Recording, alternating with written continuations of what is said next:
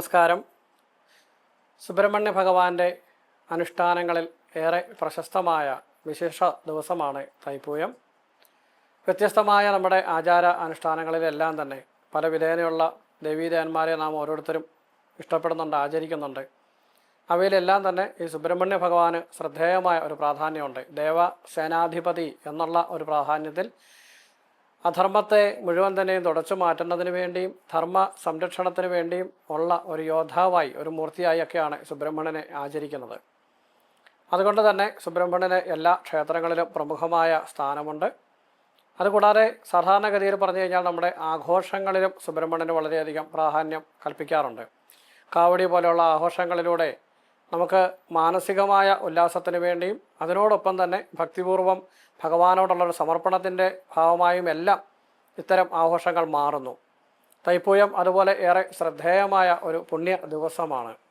അപ്പം സൈന്യത്തിൻ്റെ മുഴുവൻ തന്നെ അധിപനായി അദ്ദേഹത്തെ വാഴിച്ച ദിവസമെന്നും അല്ലാതെ അധർമ്മികളെ നിഗ്രഹിച്ച പുണ്യ ദിവസമെന്നും എല്ലാം പല രീതിയിലുള്ള ഐതിഹ്യങ്ങൾ, പല രീതിയിലുള്ള കഥകൾ ഈ പുണ്യ ദിവസത്തെ സംബന്ധിച്ചുണ്ട്. ആ ദിവസം എടുക്കുന്ന വ്രത അനുഷ്ഠാനങ്ങളെല്ലാം, പൂജകളും പ്രാർത്ഥനകളും എല്ലാം തന്നെ ഭഗവാന്റെ ഒരു അനുഗ്രഹത്തിന് നമ്മെ വളരെ വേഗത്തിൽ തന്നെ നമുക്ക് ലഭിക്കും എന്നാണ് സങ്കല്പം. അപ്പോൾ ലോകത്തിൻ്റെ മുഴുവൻ തന്നെ മാതാപിതാക്കളായിരിക്കുന്ന സാക്ഷാൽ പാർവതി പരമേശ്വരന്മാരുടെ പുത്രനായിരിക്കുന്ന സുബ്രഹ്മണ്യ ഭഗവാന്റെ ആരാധന ശിവൻ്റെയും പാർവതിയുടെയും സുബ്രഹ്മണ്യൻ്റെയും എല്ലാം ഒരേപോലുള്ള അനുഗ്രഹം നമ്മെ ലഭിക്കുന്നതിന് പ്രാപ്തരാക്കി മാറ്റുന്നു. പല ക്ഷേത്രങ്ങളിലും പ്രധാനമായിരിക്കില്ല, ഉപദേവന്മാരായിട്ടായിരിക്കും സുബ്രഹ്മണ്യൻ ഉണ്ടാവുക. അങ്ങനെയാണെങ്കിൽ അത്തരം സ്ഥലങ്ങളിൽ പോലും ഈ തൈപ്പൂയത്തിൻ്റെ അന്ന് വിശേഷാൽ അഭിഷേകങ്ങളും പൂജകളും ഒക്കെ നടത്താറുണ്ട്. ഏതൊരു കർമ്മവും കാര്യങ്ങൾക്കും ചെയ്യുന്ന ഒരു വിഷയത്തിലും ഒരു കർമ്മ സാഫല്യത്തിന് വേണ്ടി കുറച്ചുകൂടെ ഏതൊരു കാര്യങ്ങളും നമ്മൾ ചെയ്യുമ്പോഴും നമ്മുടെ പ്രവർത്തന മികവിനപ്പുറത്തേക്ക് ഒരു ഭാഗ്യം തെളിയാൻ വേണ്ടി സുബ്രഹ്മണ്യനെ ആചരിക്കാറുണ്ട്. അതുകൂടാതെ നിഗൂഢമായിരിക്കുന്ന ധാരാളം ശാസ്ത്രങ്ങൾ, ജ്യോതിഷം പോലെയോ വാസ്തുവിദ്യ പോലെയുള്ള അപ്രകാരം നിഗൂഢ ശാസ്ത്രങ്ങളെയെല്ലാം ആചരിക്കുന്നവർക്ക് ആ ശാസ്ത്രങ്ങളുടെ ഫലസിദ്ധിക്ക് വേണ്ടിയും ഉപാസനയായും സുബ്രഹ്മണ്യനെ ആചരിക്കാം. സാധാരണക്കാരനെ സംബന്ധിച്ചിടത്തോളം ഉപാസനയായല്ല, ഇഷ്ടകാര്യ വിജയത്തിന് വേണ്ടിയുള്ള ഒരു മാർഗമായാണ് സുബ്രഹ്മണ്യനെ അവർ കാണുന്നത്. അപ്പം നമ്മുടെ വളരെ അടുത്ത ഒരു സുഹൃത്തിനെ പോലെയോ സഹോദരനെ പോലെയോ ഒക്കെ ആ ഒരു സ്നേഹത്തോടും ഇഷ്ടത്തോടും കൂടി സുബ്രഹ്മണ്യനെ ആചരിക്കുന്ന ധാരാളം സജ്ജനങ്ങളുണ്ട്.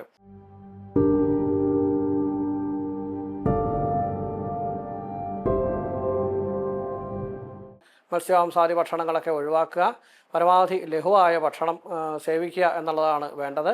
അപ്പം തമോ ഗുണമായിരിക്കുന്ന ഭക്ഷണ സമ്പ്രദായങ്ങളെല്ലാം ഉപേക്ഷിക്കുക. മത്സ്യമാംസാദി ഭക്ഷണം ഉപേക്ഷിക്കുന്നതിനോടൊപ്പം തന്നെ ഏതെങ്കിലും രീതിയിൽ പഴയതായിട്ടുള്ള ഭക്ഷണങ്ങൾ കഴിക്കാൻ പാടില്ല. ലഘുഭക്ഷണമാക്കുക, പഴവർഗ്ഗങ്ങൾ മാത്രം കഴിക്കാൻ പറ്റുന്നവരങ്ങനെ സ്വീകരിക്കുക. തലേദിവസം തൊട്ട് തന്നെ വ്രതം ആരംഭിക്കണം.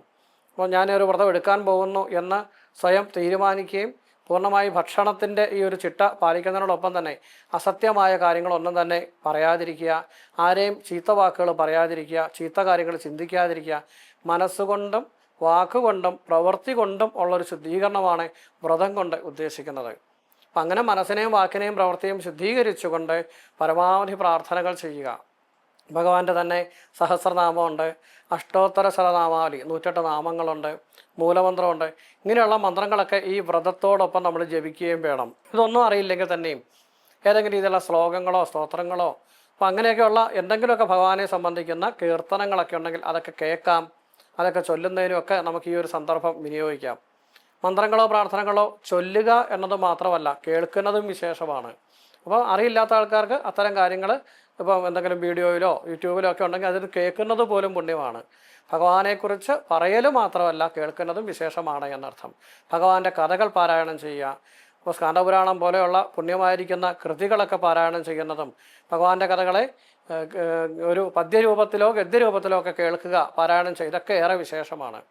ഇതിനോടൊപ്പം യഥാശക്തി ദാനധർമ്മങ്ങളും ഒക്കെ ചെയ്യുക. എന്തെങ്കിലുമൊക്കെ ഉള്ള വസ്തുക്കൾ മറ്റുള്ളവർക്ക് ഗുണകരമാകുന്ന രീതിയിലുള്ള വസ്തുക്കളെ ദാനം ചെയ്യുന്നതിനുമെല്ലാം ഈ വിശേഷ ദിവസങ്ങൾ നാം ഉപയോഗിക്കണം.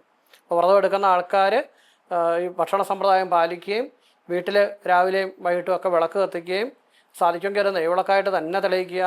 അതിനോടൊപ്പം യഥാശക്തി ഭഗവാന്റെ മന്ത്രങ്ങൾ ജപിക്കുക. ഓം വജദ്ഭുവേ നമ, ഓം വജദ്ഭുവേ നമ എന്ന ഭഗവാന്റെ മന്ത്രം യഥാശക്തി പ്രാവശ്യം ജപിക്കുക. 8 പ്രാവശ്യമാവാം, 108 ആവാം, സമയമുണ്ടെങ്കിൽ ഒരു 1008 പ്രാവശ്യമാവാം. ഇനി എണ്ണമൊന്നുമില്ലാതെ പരമാവധി സംഖ്യ എന്ന രീതിയിൽ വേണമെങ്കിലും ഈ മന്ത്രം ജപിക്കാം, അതിനും വിരോധമൊന്നുമില്ല. അത് ശുദ്ധമായി ചിട്ടയായിട്ട് ജപിച്ചാൽ അതിന് കൂടുതൽ ഫലപ്രാപ്തിയുണ്ട്. ഒരു വിളക്ക് കത്തിച്ച് വെച്ച് വിളക്കിൻ്റെ മുമ്പിൽ ഒരു പലകയോ പായോ എന്തെങ്കിലും ഇട്ട് അവിടെ ഇരുന്ന് ഭഗവാന്റെ മനോഹരമായ രൂപത്തെ സങ്കല്പിച്ചുകൊണ്ട് ജപിക്കുക. ക്ഷേത്ര ദർശനം നടത്തുക. സമീപത്ത് സുബ്രഹ്മണ്യൻ പ്രധാനമായോ ഉപദേവനായിട്ടുള്ള ഏതായാലും കുഴപ്പമില്ല, അവിടെ ദർശനം നടത്തുകയും അവിടെ നടക്കുന്ന പൂജാതി കർമ്മങ്ങളിൽ യഥാശക്തി പങ്കാളികളാവുക. ഭഗവാനെ അഭിഷേകപ്രിയനായിട്ട് സങ്കല്പിക്കാറുണ്ട്. അപ്പോൾ പല വിധേനയുള്ള അഭിഷേകങ്ങളൊക്കെ ഭഗവാനേറെ വിശേഷമാണ്.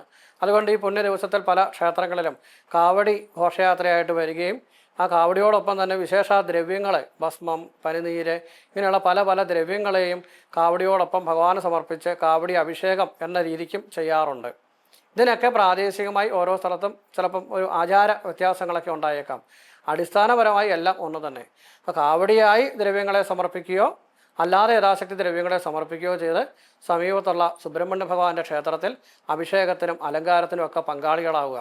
ഭഗവാനൊരു മാല ചാർത്തിക്കുകയോ ഉടയാട കൊടുക്കുകയോ യഥാശക്തി എന്തെങ്കിലും നിവേദ്യ സമർപ്പണം നടത്തുകയൊക്കെ ചെയ്യാം.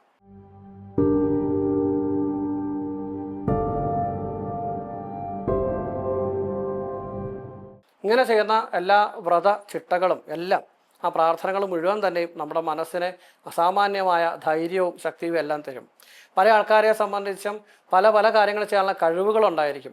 പക്ഷേ എല്ലാത്തിനും ഒരു ധൈര്യമില്ലാതെ ഒന്ന് പതുങ്ങി പതുങ്ങി പുറകോട്ട് നിൽക്കേണ്ടി വരുന്നൊരു സാഹചര്യം ഉണ്ടാവും. ഞാൻ ചെയ്താൽ ശരിയാവുമോ, ഞാൻ പറഞ്ഞാൽ ശരിയാവുമോ എന്നുള്ളൊരു ആശങ്ക ഇവർക്ക് ഉണ്ടാവേണ്ട ജീവിതത്തിലെ പലവിധ നേട്ടങ്ങളിൽ നിന്നും പല സന്ദർഭത്തിലും ഇവരെ പുറകോട്ട് നിർത്തും. അതൊന്ന് മാറി ധൈര്യത്തോടുകൂടി മുന്നോട്ട് പോകുവാൻ ഒരു യോദ്ധാവായി സങ്കല്പിക്കുന്ന ആ സുബ്രഹ്മണ്യ ഭഗവാന്റെ അനുഗ്രഹം മാത്രം മതി. അപ്പം നമുക്കൊരു ധൈര്യം കിട്ടാൻ, മനോധൈര്യം കിട്ടാനും പ്രവർത്തനങ്ങളിൽ വിജയത്തിനും മികവിനും എല്ലാം ആ ഭഗവാനെ നമുക്ക് പ്രാർത്ഥിക്കാം. ഇതിനോടൊപ്പം തന്നെ സാക്ഷാൽ ലോകമാതാവായിരിക്കുന്ന പാർവതീദേവിയുടെ പുത്രനായാണല്ലോ സങ്കല്പം. അതുകൊണ്ട് തന്നെ ഒരു കുടുംബത്തിൻ്റെ ഭദ്രതയ്ക്ക് വേണ്ടി, കുടുംബത്തിന് ഐശ്വര്യത്തിന് വേണ്ടി എല്ലാം സുബ്രഹ്മണ്യനെ നമുക്ക് പ്രാർത്ഥിക്കാം. കുട്ടികൾക്ക് വിദ്യാഭ്യാസത്തിൻ്റെ പുരോഗതിക്കുമൊക്കെ ഈ സുബ്രഹ്മണ്യനെ സംബന്ധിക്കുന്ന ഓം ഭജത് ഭവേ നമഃ എന്നുള്ള മന്ത്രം ശുദ്ധമായി അവരെ കൊണ്ട് ജപിപ്പിക്കുക. ക്ഷേത്രത്തിലിരുന്നോ വീട്ടിൽ വിളക്ക് കത്തിച്ചു വെച്ചിട്ടോ ഈ മന്ത്രങ്ങൾ ജപിക്കാം. ഇതെല്ലാം ഈ ദിവസത്തെ വ്രതത്തോടൊപ്പം നാം ചെയ്യുമ്പോൾ അതിനെ സാധാരണ ഒരു ദിവസം ചെയ്യുന്നതിനേക്കാൾ കൂടുതൽ ഫലപ്രാപ്തിയുണ്ട് എന്നുള്ളതാണ് ആചാര്യമതം.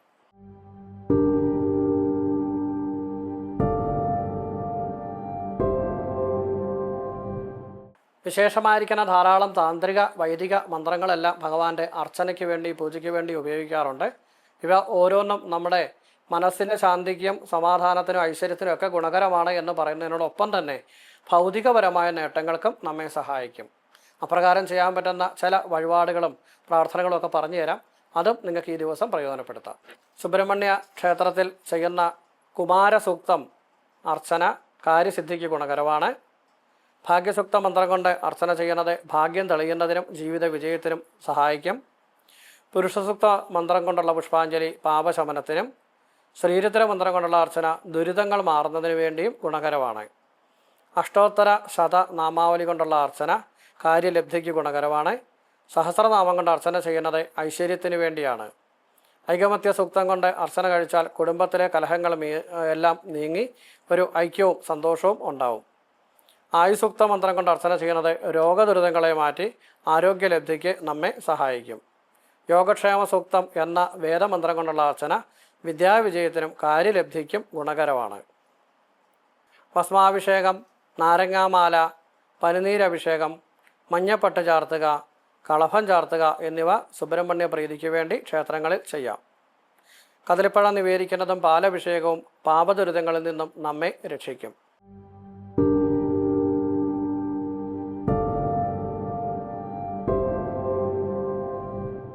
അഷ്ടതല പത്മത്തിലോ സ്വസ്തിക പത്മത്തിലോ സുബ്രഹ്മണ്യ ഭഗവാനെ ദേവയാനി സമേതനായി പൂജിച്ച് യഥാശക്തി പ്രാർത്ഥിക്കുന്നത് ദാമ്പത്യ ഭദ്രതയ്ക്ക് വളരെയധികം ഗുണകരമാണ്. ഇപ്പോൾ തൈപ്പൂയത്തിൻ്റെ ഈ പുണ്യ ദിവസം നമുക്കത് ചെയ്യാം. അന്നേ ദിവസം എന്തെങ്കിലും അസൗകര്യം ഉണ്ടെങ്കിൽ പൗർണമി ദിവസങ്ങളിലോ ഷഷ്ഠി ദിവസങ്ങളിലോ ഇതേ കർമ്മം ചെയ്യാവുന്നതാണ്. കുടുംബ ഭദ്രതയ്ക്ക് ഏറെ വിശേഷകരമാണ്.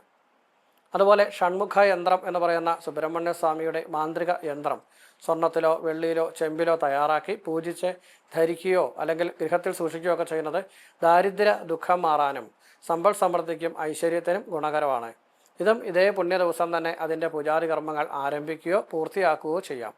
ഈ ദിവസം അസൗകര്യം വന്നാൽ ഷഷ്ഠി പോലെയുള്ള ദിവസങ്ങളിൽ അല്ലെങ്കിൽ പൗർണമി ദിവസവും ഈ യന്ത്രധാരണത്തിനും യന്ത്രം പൂജിക്കേണ്ടതിനും എല്ലാം ഏറെ വിശേഷമാണ്.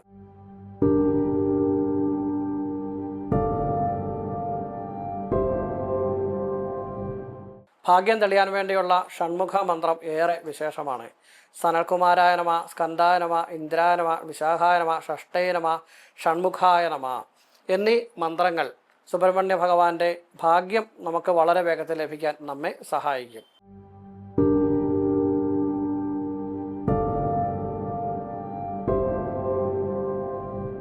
സുബ്രഹ്മണ്യ ഭഗവാന്റെ ഗായത്രി മന്ത്രം ജപിക്കുന്നത് പാപദുരിതങ്ങളിൽ നിന്നും നമ്മെ രക്ഷിക്കും. സനൽകുമാരായ വിദ്മഹേ ഷടാനനായ ധീമഹേ തന്ന സുബ്രഹ്മണ്യ പ്രചോദയാൽ അല്ലെങ്കിൽ തന്ന സ്കന്ദ പ്രചോദയാൽ, ഈ രണ്ട് രീതിയിൽ ഈ മന്ത്രത്തെ ഉച്ചരിക്കാറുള്ളത്. ധീമഹി എന്നും ധീമഹെ എന്നും വ്യത്യസ്തമായ ഉച്ചാരണ സമ്പ്രദായങ്ങളുണ്ട്. സുബ്രഹ്മണ്യ ഭഗവാന്റെ ഗായത്രി അല്ലെ കുമാര ഗായത്രി എന്നോ സ്കന്ദ ഗായത്രി എന്നോ ഒക്കെ പറയാം. ഈ മന്ത്രം വളരെയധികം പാപദോഷ ദുരിതങ്ങളെയെല്ലാം മാറ്റുവാൻ ഗുണകരമാണ്.